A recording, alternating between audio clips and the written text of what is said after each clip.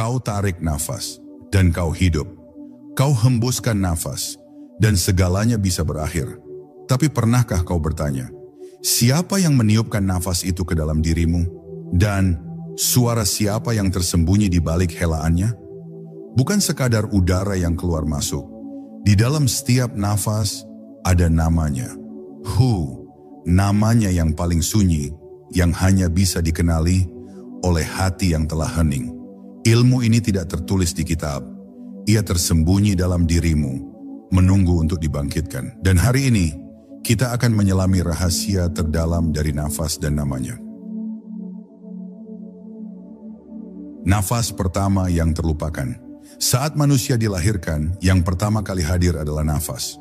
Sebelum suara, sebelum tangisan, bahkan sebelum kesadaran akan dunia, nafas telah datang mendahului semuanya. Nafas itu bukan sekadar udara yang masuk dan keluar, melainkan pertanda bahwa ruh telah bersatu dengan jasad. Namun anehnya, saat usia bertambah, nafas yang begitu penting ini justru terlupakan. Ia terus berjalan tanpa pernah disadari. Padahal di balik keluar masuknya nafas, tersembunyi rahasia terdalam tentang asal, tujuan dan keberadaan diri. Bagi orang awam, nafas hanyalah bagian dari sistem biologis. Tapi bagi para pencari, nafas adalah jalan pulang. Ia adalah jembatan antara jasad dan ruh, antara suara dan kesunyian, antara dunia dan Tuhan. Dalam setiap helaan ada getaran yang tak kasat mata. Ada frekuensi yang menggema dari dalam jiwa, membawa bisikan ilahi yang hanya dapat dirasa, bukan didengar. Nafas adalah bahasa yang lebih tua dari kata-kata. Para sufi menyebut nafas dengan berbagai istilah. Tapi salah satu yang paling dalam maknanya adalah Hu. Sebuah nama yang bukan sekadar bunyi, melainkan resonansi ilahiyah. Hu adalah zikir yang tidak memerlukan lidah.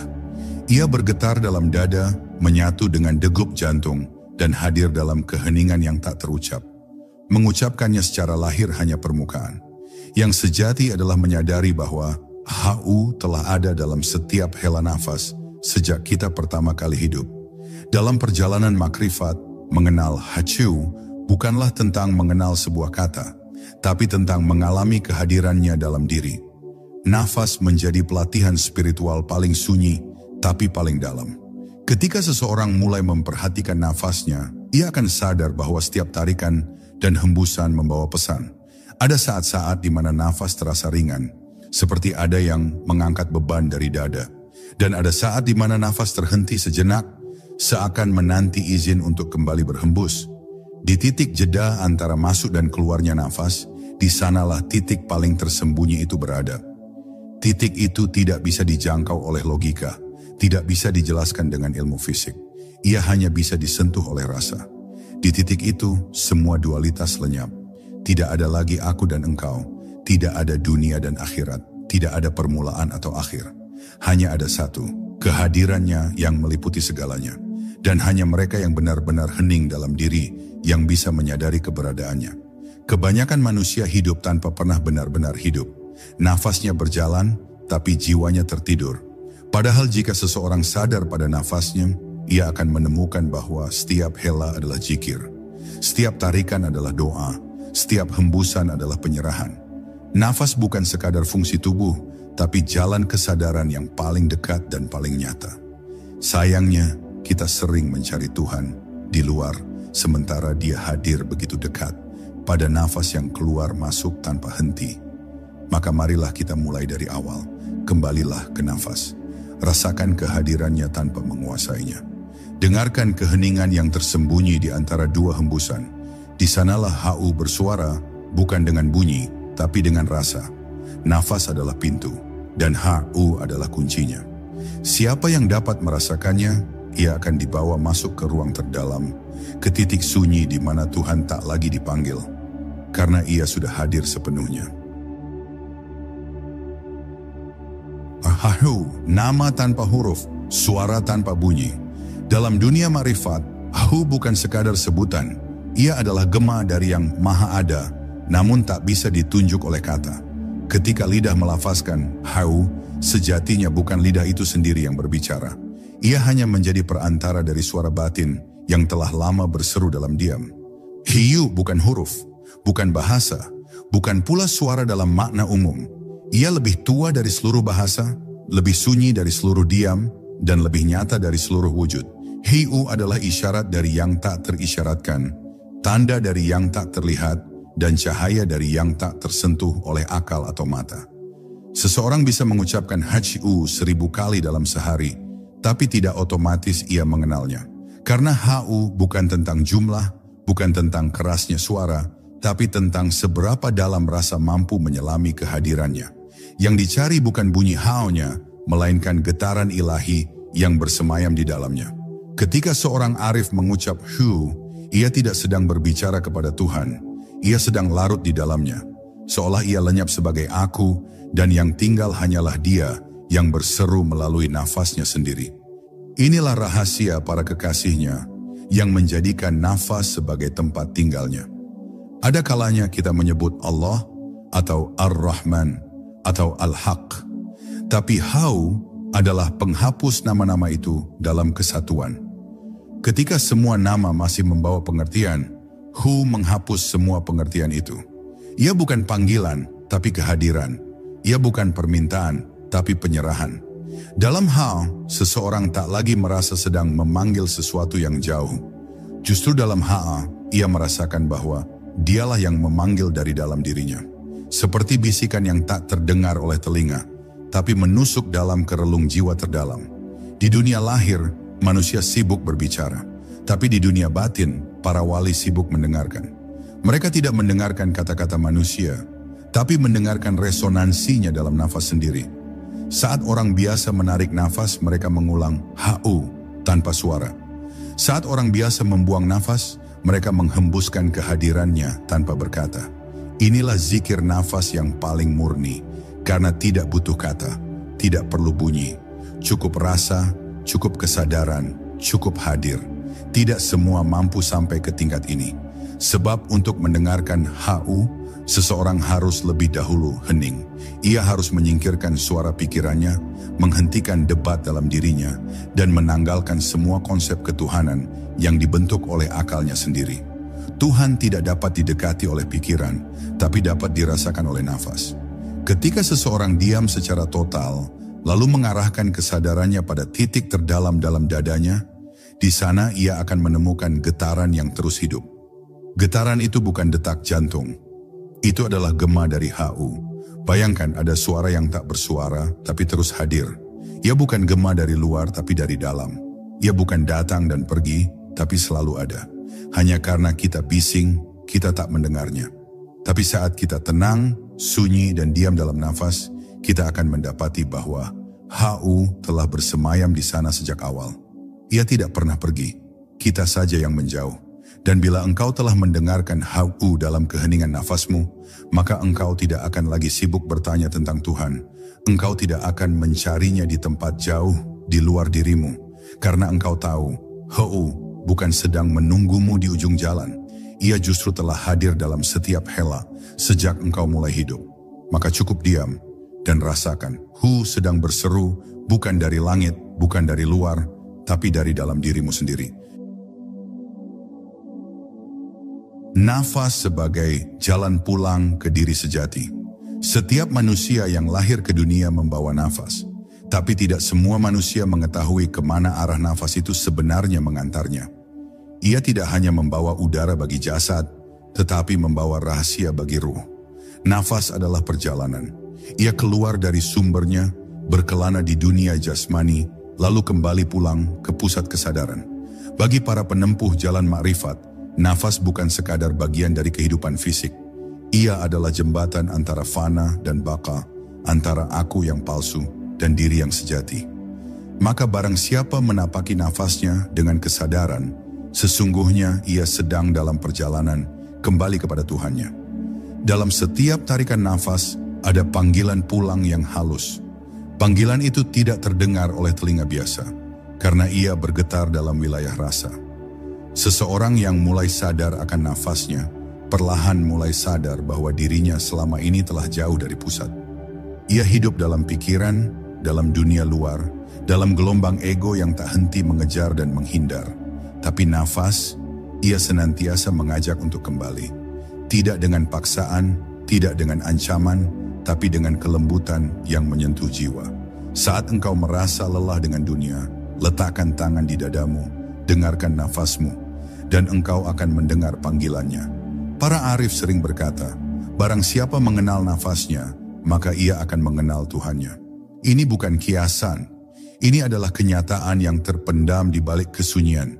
Karena dalam setiap nafas, sebenarnya Tuhan sedang menampakkan dirinya. Ia tidak hadir dalam bentuk, tapi dalam rasa hadir yang halus. Ketika engkau menarik nafas, sesungguhnya engkau sedang menerima anugerahnya. Ketika engkau menghembuskan nafas, engkau sedang menyerahkan kembali segala sesuatu kepadanya. Inilah zikrullah yang paling alami, yang bahkan dilakukan oleh bayi yang belum mengenal bahasa. Nafas juga bukan hanya jalan pulang, tapi sekaligus cermin. Ia mencerminkan apa yang ada di dalam batin. Saat jiwa tenang, nafas akan lembut, dalam, dan seimbang. Tapi saat batin kacau, penuh kecemasan dan keserakahan, nafas menjadi pendek, tergesa, dan gelisah. Maka mengamati nafas adalah mengamati cermin jiwa. Dari situ seseorang bisa tahu di mana ia sedang berdiri. Apakah ia sedang dekat dengan diri sejatinya atau sedang tersesat dalam bayang-bayang dunia? Lebih jauh lagi, dalam keheningan nafas yang terus disadari, seseorang akan sampai pada satu titik bahwa bukan dia yang sedang bernapas. Nafas itu tidak berasal dari dirinya sendiri. Nafas itu adalah pemberian yang terus mengalir tanpa henti, tanpa diminta, tanpa dibeli. Maka saat kesadaran ini hadir, runtuhlah ilusi kepemilikan. Ia tidak lagi berkata, aku bernapas, tapi justru merasakan, aku sedang dinafasi. Ia menjadi saksi atas kehidupan yang berlangsung, bukan sebagai pelaku, tapi sebagai penerima mutlak. Kesadaran ini menumbuhkan kerendahan hati yang sejati. Seseorang yang sadar bahwa ia tidak memiliki nafasnya, akan sadar pula bahwa ia tidak memiliki hidupnya. Dan bila ia tidak memiliki hidupnya, maka apa lagi yang bisa ia sombongkan? Apalagi yang bisa ia genggam? Inilah titik di mana nafas menjadi guru. Bukan guru yang mengajarkan dengan kata-kata, tapi dengan kehadiran yang setia. Nafas tidak pernah meninggalkan kita, bahkan saat kita mengkhianatinya dengan kesibukan dunia. Ia tetap setia, menunggu kita sadar. Maka wahai jiwa yang sedang mencari, kembalilah kepada nafasmu. Jangan terburu-buru mencari cahaya di luar, jika pelitanya belum kau nyalakan di dalam. Nafasmu adalah obor itu. Ia akan membimbingmu menembus kabut, menyibak tirai-tirai palsu, hingga engkau temukan bahwa jalan pulang itu bukan menuju tempat, tapi menuju kesadaran akan siapa yang sebenarnya sedang hidup di dalam dirimu. Dan saat itu terjadi, engkau tidak akan lagi merasa sendiri. Karena HU telah menyambutmu di titik paling sunyi, titik pulang yang sesungguhnya. Titik sunyi di antara dua nafas. Ada satu rahasia besar yang sering luput dari perhatian kita. Bukan hanya tarikan dan hembusan nafas yang mengandung makna, tapi justru ruang sunyi di antaranya. Titik hening antara masuk dan keluarnya nafas adalah tempat paling misterius dalam diri manusia. Ia tidak bisa dijelaskan dengan bahasa, tidak bisa dipetakan oleh pikiran, dan tidak bisa dipegang oleh kehendak. Ia hanya bisa dirasakan oleh jiwa yang telah benar-benar hening. Dalam titik inilah segala yang fana seakan berhenti dan segala yang abadi memperlihatkan kilasan wajahnya. Itulah momen ketika kehadirannya menyentuh tanpa menyentuh. Bagi para penempuh jalan batin, titik ini disebut dengan banyak nama. Ada yang menyebutnya sebagai pintu gaib, ada pula yang menamainya mata hati, bahkan sebagian menyebutnya sebagai titik fana, tempat di mana ego lenyap dan kehadiran Tuhan mulai mengambil alih. Tapi apapun sebutannya, satu hal yang pasti, titik itu tidak bisa dicapai dengan usaha biasa. Ia hanya muncul bagi mereka yang sepenuh hati hadir di dalam nafas, tanpa berpikir, tanpa ingin, tanpa menilai. Titik itu hadir saat seseorang tidak lagi berusaha, tapi sepenuhnya menyerah kepada kesunyian. Coba bayangkan, engkau menarik nafas perlahan, lalu menghembuskannya perlahan pula. Setelah hembusan itu berakhir, ada satu jeda yang sangat halus, yang kadang tidak kita sadari. Jeda itulah gerbang menuju kesadaran murni. Di titik itu, engkau tidak sedang menarik nafas, tidak sedang menghembuskannya, engkau hanya ada, tidak bergerak, tidak memikirkan apa-apa, tidak menjadi siapa-siapa. Hanya ada kesadaran bahwa aku yang selama ini mengaku-ngaku sedang tiada. Dan disitulah Hau menampakkan wajahnya yang sejati, tanpa bentuk, tanpa warna, tanpa suara. Titik hening ini bukan sesuatu yang bisa direkayasa. Ia datang dengan ketulusan. Ia muncul saat engkau berhenti mengejar apapun, bahkan berhenti mengejar Tuhan. Karena pencarian pun bisa menjadi penghalang bila diselimuti oleh ego yang menyamar sebagai keinginan spiritual. Maka, satu-satunya cara untuk sampai ke titik itu adalah dengan melepaskan pengharapan, melepaskan pemahaman, melepaskan segala niat yang lahir dari kepentingan pribadi. Ketika semuanya dilepas, yang tersisa hanyalah diam. Dan dari diam itulah cahaya memancar, bukan dari luar, tapi dari dalam jiwa itu sendiri. Sebagian orang takut pada keheningan, karena di sana mereka tidak bisa bersembunyi. Tidak ada kebisingan yang bisa digunakan untuk melarikan diri dari diri sendiri. Tapi justru di sanalah kebenaran mulai menyapa. Di titik hening antara dua nafas, semua topeng jatuh, semua peran runtuh. Engkau tidak lagi menjadi anak, tidak menjadi guru, tidak menjadi orang baik atau buruk. Engkau hanya menjadi saksi yang menyaksikan nafas, menyaksikan kesadaran, dan akhirnya menyaksikan kehadirannya. Itulah fana yang sejati, lenyapnya segala atribut, agar yang hak bisa hadir tanpa sekat. Jika seseorang mampu hadir dalam titik ini secara konsisten, walau hanya sebentar dalam sehari, itu sudah cukup untuk mengubah seluruh hidupnya. Ia tidak akan lagi melihat dunia dengan mata yang lama. Ia akan mulai melihat segala sesuatu sebagai pantulan dari Yang Maha Satu. Ia tidak akan reaktif terhadap hidup, karena ia tahu bahwa di balik segala gerak ada satu titik diam yang menjadi pusat segalanya. Ia hidup di tengah dunia, tapi jiwanya bersemayam di pusat keheningan yang tak tergoyahkan. Inilah inti dari ilmu Hau, bukan sekadar mengucapkannya, bukan pula memikirkannya, tapi mengalaminya, merasakannya, menyelam dalam kehadirannya yang tersembunyi di antara dua nafas. Maka jangan buru-buru dalam bernafas. Jangan gegabah dalam hidup. Karena di antara tarikan dan hembusan, ada satu rahasia yang sedang menunggu untuk dikenali. Ia tidak memaksa, ia hanya menunggu. Dan bagi siapa yang mampu hening, ia akan dipertemukan. Menghidupkan Hau dalam kesadaran harian. Dalam keseharian, manusia disibukkan oleh berbagai hal yang tampak penting. Pekerjaan, keluarga, urusan dunia, rutinitas yang tidak ada habisnya. Tanpa disadari, ia terperangkap dalam gelombang waktu dan pikiran yang terus bergerak tanpa henti. Ia bangun di pagi hari bukan dengan kesadaran, tapi dengan kebiasaan. Ia hidup di antara suara, tuntutan, dan peran-peran yang menumpuk dalam pikirannya. Dan di tengah semua itu, nafas tetap berjalan, membawa Hau dalam keheningan yang tidak pernah meninggalkannya. Sayangnya, sangat sedikit yang benar-benar menyadari keberadaannya dalam keseharian. Ilmu Hau tidak mengajak manusia lari dari kehidupan, melainkan mengajak untuk hadir sepenuhnya di dalamnya. Bukan dengan pikiran yang melayang, tapi dengan rasa yang terjaga. Karena Hau bukan hanya untuk saat zikir atau ibadah, tapi untuk setiap detik kehidupan. Ia hadir saat engkau duduk sendiri, saat engkau bekerja, saat engkau berbicara, bahkan saat engkau marah atau sedih. Hu bukan dibatasi oleh waktu atau tempat. Ia adalah kesadaran yang menyatu dengan hidup.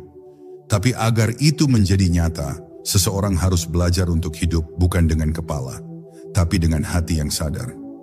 Latihan pertama adalah menyadari nafas, bahkan di tengah kesibukan.